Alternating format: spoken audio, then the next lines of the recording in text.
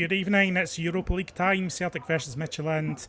We're here to discuss the team news and all the build-up to a big match this evening that kicks off about 5:45 UK time. You're an hour ahead, Graeme. You're in the stadium.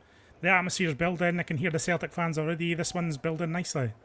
Yeah. There's a kind of section of maybe 1,000 or so Celtic fans off to my left here behind the goal, packed into that wee corner, but they're certainly making themselves heard. And as we said the other day, I don't think the £9 pints have put them off. They seem in good spirits. Certainly ahead of the game. I think there's a bit of celebration this evening. I think the fan groups have a tifo display planned for Celtic's anniversary, which is today. So look out for that later as well. Right, we'll get right into the team news here. That's what people are here for. This is your Celtic 11. It's kind of what we discussed this morning, Graeme. Kasper Schmeichel in goal, Anthony Ralston at right back, Austin Trusty, Liam Scales and Kieran Tierney make up the defence. Arne Engels, Callum McGregor and Benjamin Nygren in midfield. James Forrest gets a start coming in for Daizen Maeda with Johnny Kenny through the middle and Sebastian Tinekti on the left-hand side. Your substitutes this evening are Viljami Sinisalo, Ross Doohan, Mikael Balakwisha, Luke McCowan, Yang, Callum Osmond, Paulo Bernardo, Marcelo Sarace, Daizen Maeda is on the bench, Rio Tate, Dane Murray and Donovan. I think just a bit of rest and rotation here, Graeme, after what was a pretty intense semi-final at the weekend, going into extra time, etc. Just a couple of changes here just to freshen things up a little. Yeah, I think that's exactly it, John. I think, Martin did hint at this last night that he might be going this way. And as I flagged up this morning, he had spoken quite a bit about James Forrest and the kind of positive impact that he's had. And certainly I thought he was very impressive on Sunday as well, bringing back some of that old directness that he used to have into his game again. So kind of rolling back the years. So, yeah, not entirely surprised by that, I've got to say. I think Sarace's done well at left back, but you're bringing in Kieran Tierney, a very capable replacement for him, and probably obviously in the longer term your first choice left back. So I think that's a strong Celtic lineup, and I think they probably will back up my prediction from earlier that they can get a score draw at least over here, I've got to say. Yeah, I'm enjoying that optimism as always, Graeme. Yeah, just Tierney's situation's interesting, of course, because Sarace's earned a lot of praise for his performances against Falkirk and Rangers. Tierney came in to great impact as a substitute against Rangers as well, of course. But Sarace's kind of thrown down the gauntlet here of, he's a contender for this left-back spot. Kieran Tierney needs a good performance this evening, or people will just be calling for Sarace to be back in the team. There's no romance in football really when it comes to supporters. They want to see the best man for the job at that moment. So a big game for Tierney tonight. Yeah, definitely. And I think he has looked a wee bit more like his old self over recent games. I thought even the Dundee game where Celtic were very poor overall, I thought he was the only one that was trying to kind of get beyond the line and break behind the defence. And obviously he missed a very good chance in that game as well, but at least he was trying to do that and make some forceful runs and force the issue. Sarace's done really well. I think he's been a real surprise package, hasn't he? For Celtic, for all intents and purposes, we thought he was just coming in to be the kind of backup for when Kieran sort of broke down and maybe around about the 70th minute mark, as he has done quite a lot in recent years.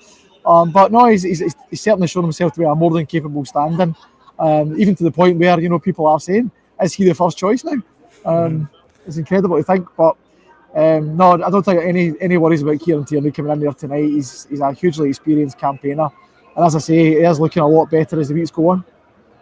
Yeah, I'm getting pelters already for saying there's no romance in football. No romance, Drew says. Getting Tierney was total romance at Greg Taylor's expense. Listen, I understand the point. My point is if Sarace's playing better in the shirt, he's going to be getting the game ahead of Kieran Tierney. That's what it comes down to for managers. And I'm looking forward to Tierney tonight in that context. And Sarace getting on okay despite a language barrier being between him and Martin O'Neill over the last week, which Martin O'Neill's made a few jokes about. So he seems to get the Martin O'Neill message anyway, so there's no issues there. Just going back to the team, I guess that is the midfield three that has been, Celtic's midfield has been so non-functional this season, Graeme, but this is the three that have kind of managed to spark into life a little bit, and no surprise to see them named as the core three with this kind of new shape of Benjamin Nygren playing closer to Johnny Kenny, Arne Engels almost tucking in beside Callum McGregor at points as well. That is the midfield to go for at the minute. Celtic have taken a long time to find a midfield that works, and finally this one seems to be able to, although tonight will be the biggest test of that to date. Yeah, definitely. I think, Arne Engels had probably one of his best performances in a Celtic jersey on Sunday. I think over the piece, his best performances for Celtic have come in Europe. So absolutely no surprise at all to see him in the lineup.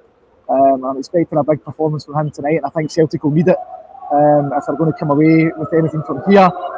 There's a Celtic team just coming out, as you can probably hear. Is that you, Boone, Graeme? Is that you, Boone? No, that's the locals to the right are giving them a bit of a reception. It's just the goalies that are out. So, as we said earlier, it's not the biggest stadium, but yeah, I think it's going to be a decent atmosphere.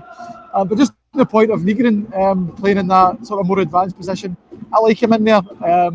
I definitely did not like him on the right, where he's kind of been playing in some of these European games. I don't think that worked at all, and it made him look a wee bit like a fish out of water. So I think he's much more effective in that central position. But yeah, as you say, John, that three in there has looked really strong over the last couple of games, and I think they'll be key if Celtic are going to get a result tonight. Yeah, Daisamir is on the bench, of course. People might be wondering where he is. He's not in the lineup this evening. I guess we mentioned it this morning, game, but he's coming back from a muscle injury, a slight tweak to his hamstring, playing 110 minutes. They're not going to be rushing him into this one anytime soon, so he'll be available from the bench. Callum Osman, he's been spoken about probably more than any other player at Celtic this week, and he's on the bench as well, having been included in the European squad. Luke McCowan's there for a potential impact, Balak Wisha as well, but Johnny Kenny's the man trusted through the middle, and I guess, with all the noise around Callum Osmond, it has been forgotten to an extent that Johnny Kenny was actually very good against Rangers and looks, good value for that shirt at the moment. Yeah, definitely. I think it was always going to be my choice to start this game. I think he showed that he's got a physical presence about him on Sunday. He was able to kind of mix it with the defenders as well as I kind of touched upon this morning. He gave a good outlet for the defence as well. So if tonight Celtic are under a bit of pressure, he's shown that he's willing to run the channels and run up the line and chase some of the longer balls as well, the direct play that Celtic have kind of shown over the last couple of games. So yeah, I would definitely have had him in. The great thing I think as well, having Maeda and Callum Osmond on the bench, is that when you get to that hour mark or the 70-minute mark, there's a lot of pace there to bring on later on, to try and maybe get in behind and go up against a tiring backline of Midtjylland. So yeah, I think that's a strong-looking Celtic team, but also can bench for when Martin O'Neill obviously has to turn to it in the later stages of the game. Parkhead Boy asking, no Yang. Yang is on the bench this evening. James Forrest gets a start ahead of him, and I think that's just because we've seen Forrest again. He's been one of the players who've stepped to the fore and, off the pitch kind of galvanised everyone, but also on it as well. He's been quite impactful recently, so I can see him starting ahead of Yang.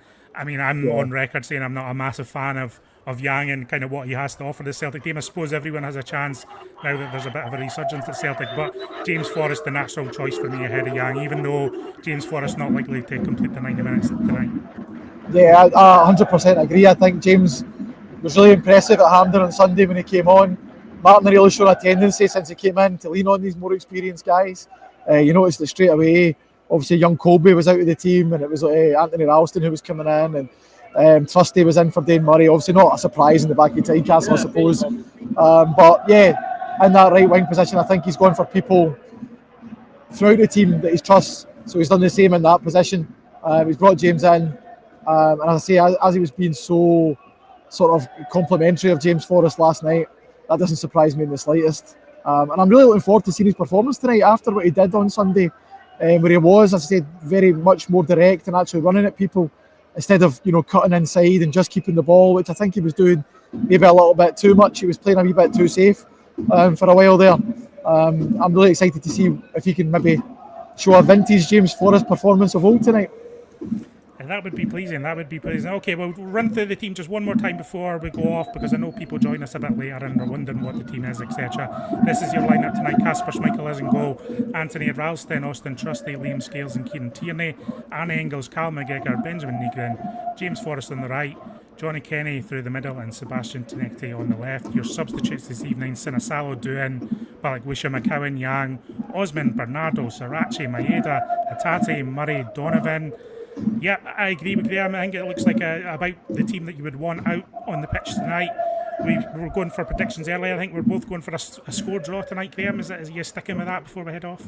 Definitely. I have changed my mind slightly. I did say one each earlier. I'm going to go for 2-2. I just think that looks like a good attacking Celtic team, but I also fancy that Midtjylland can pose a threat after all your chat about set piece XG this morning, John.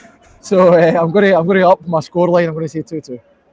Okay, Graeme. Well, thanks. I think this is the last thing Graeme will be joining us from Denmark on this trip. So we've had him all week, and we appreciate his efforts. If you want to read Graeme's thoughts on tonight's match, you can find that on the Herald, and he'll have plenty of coverage of the Celtic kind of media events as well after the game on the Herald and the Celtic Way over the next couple of days. Graeme, we appreciate you coming on the Celtic Way as always. You're our Michael Palin of the Celtic YouTube channel, and we appreciate that. Thanks for having me, mate. Always enjoy it.